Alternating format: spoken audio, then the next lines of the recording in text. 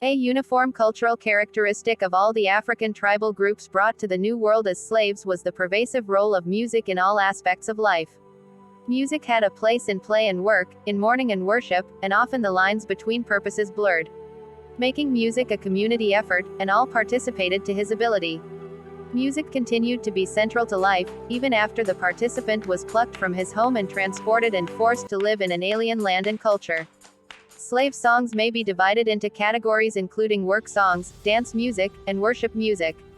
Work songs, gang songs and field hollers. Work songs differed according to the type of labor, but always served to pace the labor, pass the time, and make life bearable. The kinds of labor included flashing rice, grinding hominy, spinning, making baskets, loading cargo, processing tobacco or hemp, firing engines, rowing coastal areas from Maryland to Florida, tilling fields, clearing land, harvest work, chopping trees, often involving several workers at once, construction, and road building. Descriptions of work songs are not common before 1800s, so the modern understanding of them is based on intermediate stage of development. The gang work song regulated heavy labor that involved dangerous tools such as axes, pickages, sledgehammers, etc. The song not only paced the work in the speed of the activity but more importantly determined when the men, standing in a row, would strike with the axe or sledgehammer. Since the workers lived together on the same plantation, each knew the songs. The songs often began life as improvised music, but necessarily settled into roughly predictable rhythmic and metric patterns with use. The texts still retained their improvisatory nature, with stanzas and ideas added or deleted for amusement. Although the audio example does not demonstrate the point, most of the music was responsorial in delivery, that is, one singer led the group by singing part of the line, and all the others joined in to finish. Responsorial singing practices used in Africa. Most slave music was sung in responsorial fashion because it built community, but in heavy labor, responsorial singing was essential to assume worker safety.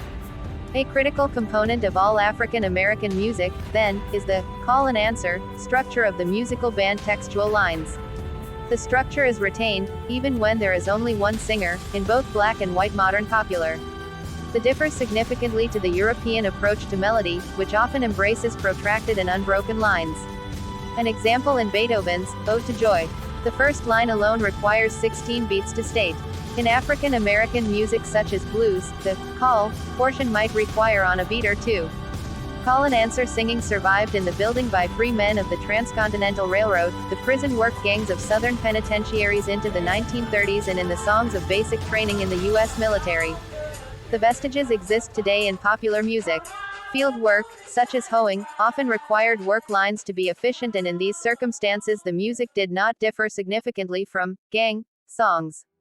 Call and answer melodic lines were still the rule, but the absence of the danger of serious injury permitted greater improvisational freedom and exploration for rhyme or syllabication. Syllables were contracted or extended to fit the metric unit. It is also in the field holler, or stoolies, that one can likely in the origin of the modern guitar lick. The regional differences in field hollers might also partially explain the regional differences in blues styles. Field hollers often included snarls, growls, and other non-musical language or animal sounds, as well as swoops and glissandi, the blurring of one note into the next without a break between. All slave music, regardless of its use, featured the use of quarter-tone inflections.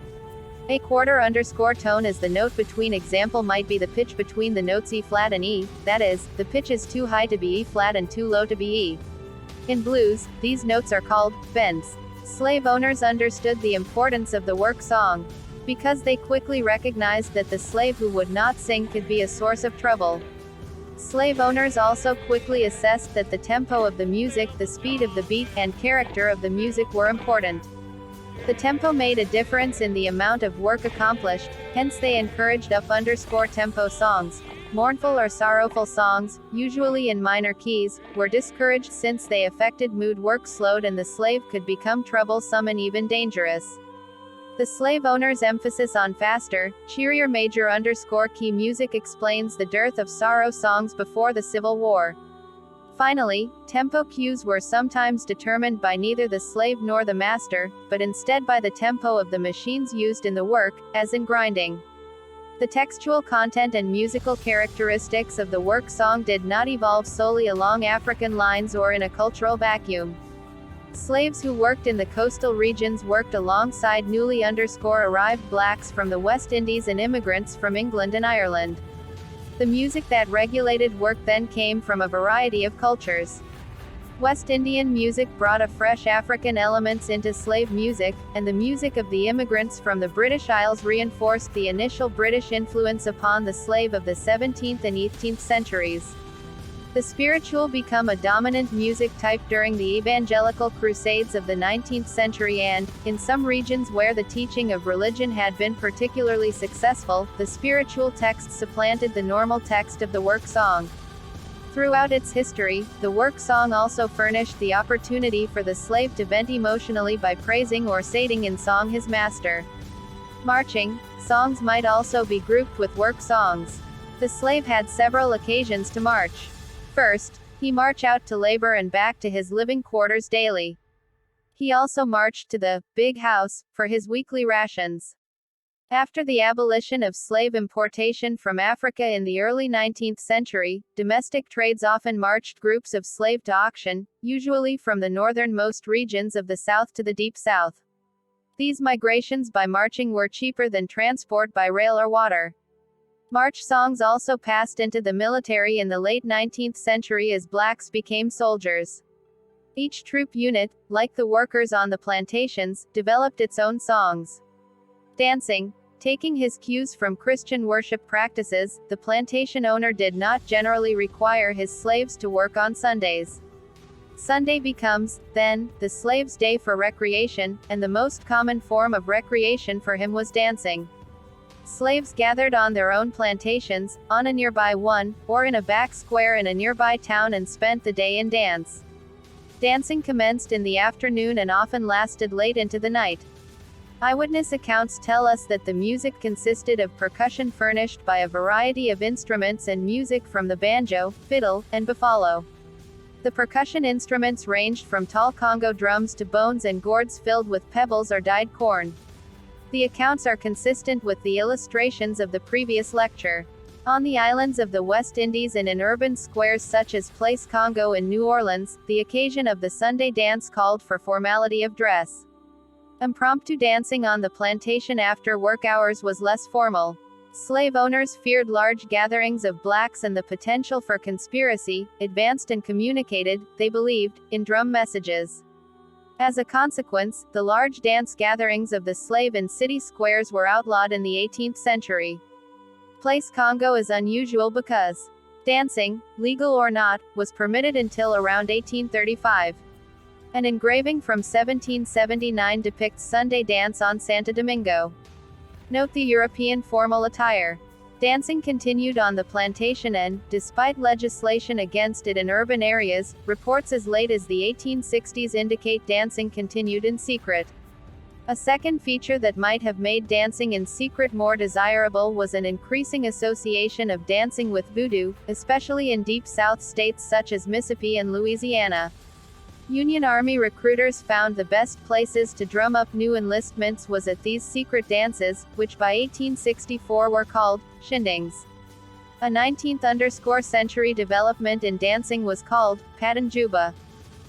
Juba was an extension of hand clapping that incorporated the differences in sound created by slapping parts of the body other than the hands. It is not found anywhere in the Caribbean islands. It likely evolved as an answer to the implementation of legal restrictions against drumming.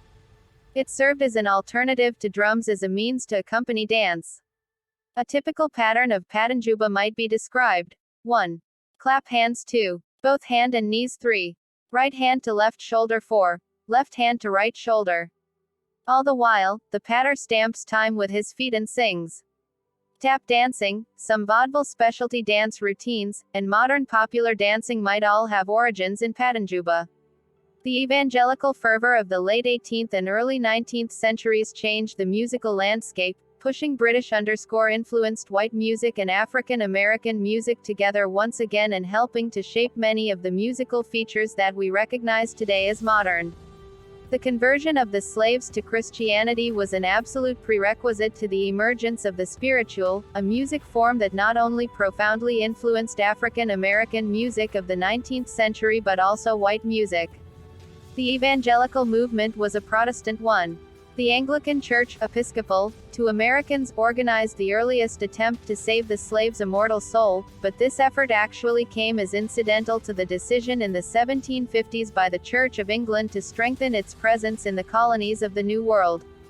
Other Protestant denominations, Presbyterian, Baptists, and Methodists, came to the same fervor pitch around the same time, and serious efforts began in earnest. 18th-century evangelical missionaries faced serious impediments.